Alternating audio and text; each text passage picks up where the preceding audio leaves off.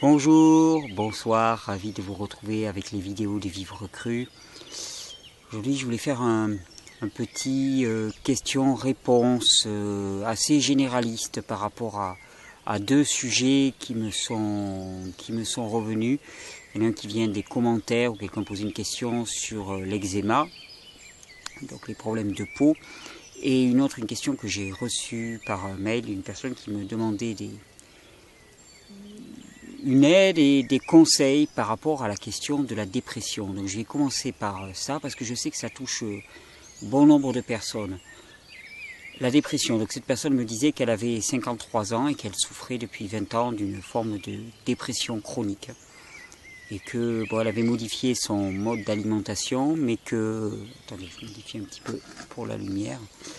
Et donc elle était passée aux fruits et aux légumes, mais que finalement elle voulait savoir qu'est-ce qui pourrait l'aider dans la dépression, quels aliments pourraient l'aider dans la dépression, comment favoriser finalement la sécrétion de sérotonine et comment avoir une aide pour dépasser cet état-là. Et c'est une question qui me vient de façon récurrente, les problèmes psychologiques, les difficultés psychologiques et psychiques.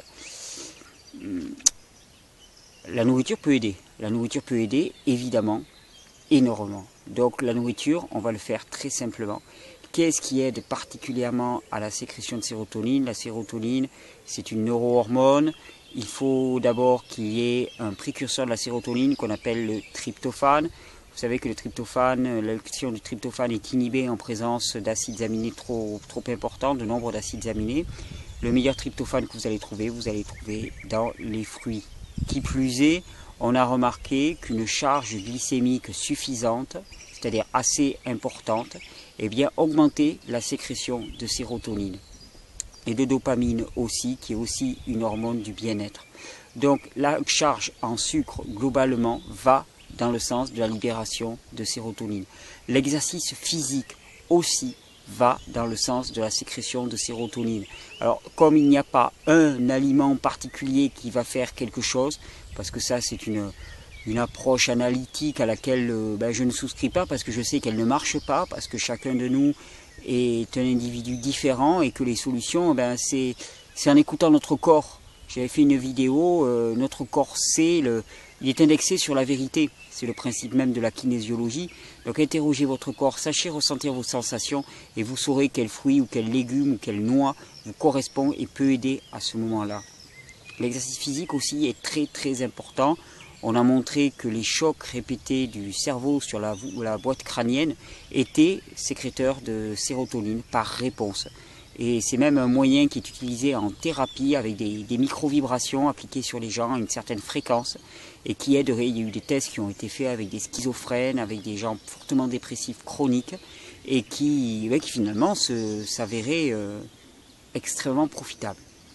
Surtout quand vous allez arrêter d'apporter des aliments qui ne soient pas conformes à notre génétique et qui mettent le système nerveux et tout le système immunitaire en alarme, et qu'au contraire, vous allez apporter des fruits et des légumes physiologiquement adaptés à ce que nous pouvons digérer et assimiler, non seulement il y aura des phytonutriments, des nutriments en plus qui vont arriver, qui vont aider au processus normal de nettoyage, de guérison, de régénération et de fonctionnement simplement du cerveau, mais en même temps on va arrêter de le bombarder avec des substances qui étaient irritantes, excitantes. D'ailleurs, c'est pas pour rien que quand on jeûne, par exemple, quand on jeûne, nombre de personnes ont expérimenté des états d'énervement, de colère, d'angoisse. Quand les toxines libérées, sont des émotions toxiques. Parce que, vous l'avez compris au travers de ces vidéos, pour moi, nous sommes un tout. Notre pensée est cellulaire et nos cellules sont des formes pensées. C'est pas séparé. Il n'y a pas une âme, un corps. C'est une âme corporisée et c'est un corps sublimé dans l'âme, on va dire quelque part. Et l'un est l'émanation de l'autre et ils sont complètement liés. Et c'est-à-dire que nos émotions se cristallisent dans notre corps sous forme de matière, de toxines. Et nos pensées toxiques deviennent des toxines dans nos corps, tout simplement. C'est pour ça qu'il est vraiment essentiel de travailler toute sa vie à s'aligner sur la résonance d'une vibration d'amour universel, parce que quelque part, on a beau vouloir se détoxiner d'un côté, si on nourrit des pensées de revanche, agressives, qui sont tout sauf de l'amour, eh bien, finalement, les toxines, elles se produiront quand même. Elles se produiront quand même en nous, et il faudra bien les faire sortir un jour ou l'autre. Donc, en adoptant un mode de vie frugivore, il est vraiment certain qu'une réelle amélioration va être perçue. De plus, il y a quand même quelque chose qui est objectif, c'est-à-dire que quand on prend un fruit mûr dans sa main, qu'on le sent, qu'on voit sa couleur, il y a quelque chose qui est du domaine de l'intangible, on va dire. Hein. Je ne voudrais pas parler en termes d'énergie, de perception, je ne suis pas trop là-dedans, en tout cas je ne suis pas dans certaines pseudo-spiritualités, mais réellement, il y a quelque chose d'autre qui passe entre nous et ce produit qui ne passerait pas avec un plat cuit transformé, je peux vous assurer, on sent vraiment, en tout cas moi je le sens et je ne suis pas le seul, on sent vraiment la différence au niveau présence, la présence de ce que l'on va consommer et chaque moment comme ça nous pousse d'une certaine manière aussi à la contemplation, à la méditation et à la célébration. Je peux vous dire que par exemple là, cet après-midi j'avais une réunion assez prenante et je suis pas quelqu'un facilement à l'aise dans des réunions, donc je suis resté 2-3 heures assis dans une salle fermée à discuter. Et puis après ça, je suis passé ravitailler chez un grossiste. Et là, il se trouve qu'il y avait une promotion exceptionnelle en ananas et j'en ai chargé des dizaines de kilos d'ananas biologiques mûrs à point, mais vraiment extraordinaire. Et là, je me suis posé tranquillement au bord d'un petit chemin, au bord d'une petite route en rentrant et je me suis envoyé dans la joie 2 ananas. Je peux vous garantir que c'était un moment de régal gustatif, mais c'était aussi un moment de plénitude et de fusion finalement avec cette création, avec cette nature. Et tous ces moments-là, ces moments de fusion dont les personnes dépressives manquent, je pense, la plupart du temps. Parce que maintenant on va aborder l'autre phase. C'est que pour moi la dépression est une réponse normale et non pas pathologique. C'est même un signe de bonne santé pour moi. Comment ne pas être déprimé quand on voit un petit peu les valeurs qu'on essaye de nous faire partager. Pour moi c'est un élan vital la dépression. C'est juste ne pas se reconnaître dans les valeurs de consumérisme, de productivisme qu'on essaie de nous inculquer étant jeune. Alors bon, il y a des personnes qui réagissent par la violence, il y en a d'autres qui réagissent par la dépression, mais pour moi ce sont 2 mêmes volets. Et c'est un appel pour moi aussi, la dépression. C'est un appel à se rendre compte que finalement sa vie, telle qu'on l'a vécue, n'a pas vraiment de sens. Une vie vécue pour soi seul n'a pas vraiment de sens. Une vie vécue pour son propre accomplissement n'a pas vraiment de sens pour moi. La dépression est avant tout une maladie pour moi de l'isolement, du vide de sens, du manque de service, de l'impossibilité de servir, je dirais même, parce que ce n'est pas une volonté de la personne.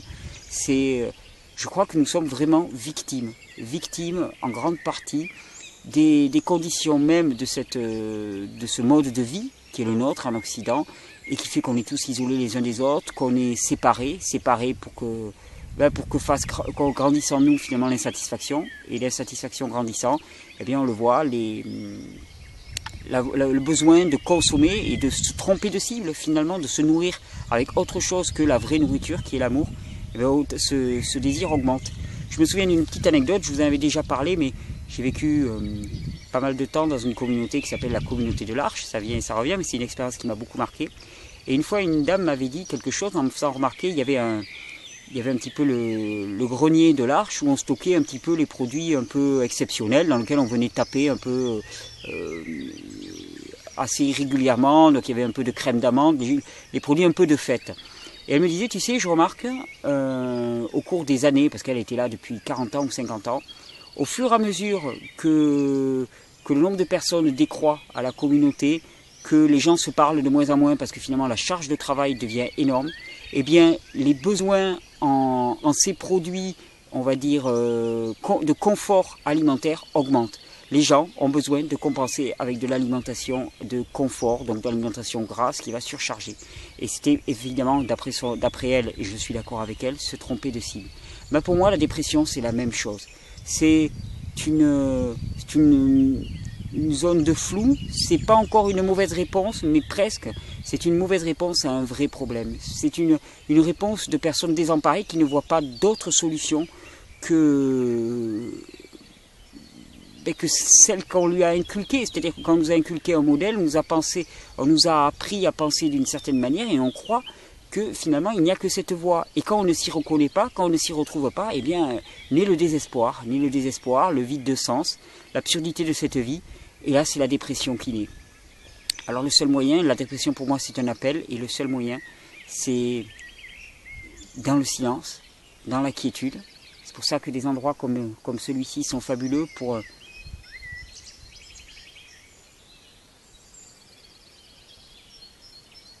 revenir un petit peu, revenir où nous sommes exactement et où nous avons toujours été, ici.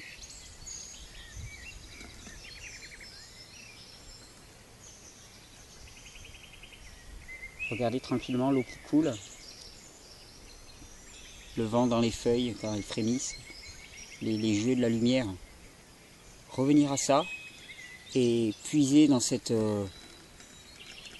centration, puiser dans toute cette puissance qu'on sent autour de nous en germe, et bien puiser la force de mettre tout à plat, de se rendre compte qu'en fait toutes nos possessions matérielles ne sont pas grand chose, on n'amène pas grand chose avec soi et on n'a pas grand chose à perdre dans sa vie. Et moi, au cours de ma vie, j'ai vécu divers événements qui pourraient paraître traumatiques, qui ont pour moi été plutôt des chemins initiatiques. Mais particulièrement, il y a 6 ans, je vivais en yourte. Et une nuit, je me suis réveillé, tout était en feu autour de moi, j'étais à l'intérieur, j'en suis sorti moi-même très très limite. Et donc j'ai perdu, entre guillemets, tout ce qu'il y avait dans cette yourte, tout ce que j'avais fabriqué, toutes mes possessions. Et ce jour-là, j'ai vraiment réalisé que ce que j'amenais avec moi toute ma vie, ma seule vraie richesse, c'était le lien à l'autre. Tous mes amis qui étaient autour et qui m'ont soutenu, hébergé, qui m'ont nourri, qui m'ont aidé, à ce moment-là. Et puis c'était tout ce que j'avais acquis comme compétence, comme connaissance. Le reste, ça n'a aucune importance. Donc n'ayez pas peur de perdre quoi que ce soit, un statut social qui n'est que du vent et qui rend dépressif. S'il y a dépression, c'est qu'il y a vraiment reconnaissance qu'il y a un problème. Mais je vous encourage vraiment à ne pas vous en arrêter là. Il y a un problème, ok. Alors maintenant, on pose à plat les choses et on reconnaît où se situe le problème. Nous avons tous besoin de choses très très simples, je crois. On a besoin de calme, on a besoin des autres. On a besoin d'être touché d'âme à âme, mais on a besoin d'être touché aussi avec les mains. On a besoin d'eau pure, on a besoin d'un toit, d'un peu de chaleur, de légumes et de fruits, et à part ça, pas grand-chose. D'enfants, bien sûr, qui courent autour de nous, et puis de chanter, de danser, de célébrer, il n'y a pas grand-chose d'autre qui soit nécessaire, vraiment. Et bon nombre de choses sont des entraves à ça. Et c'est la reconnaissance de ça qui conduit souvent à la dépression. Donc soyez heureux si vous êtes déprimé, parce que ça veut dire aussi que vous êtes assoiffé d'autre chose, que vous reconnaissez le non-sens de ce que vous vivez. Mais je vous encourage à ne pas rester là. Je vous encourage vraiment à ne pas en rester là. Il s'agit vraiment de dépasser tout ça. J'espère au travers de ces vidéos vous encourager, vous donner la force finalement de dépasser des quotidiens qui sont parfois un peu tristes, pas satisfaisants en tout cas. Mais en rien il n'y a une inéluctabilité, en rien il n'y a une fatalité. Tout peut changer. Nos limites ne sont que les limites de notre imagination et de notre conditionnement.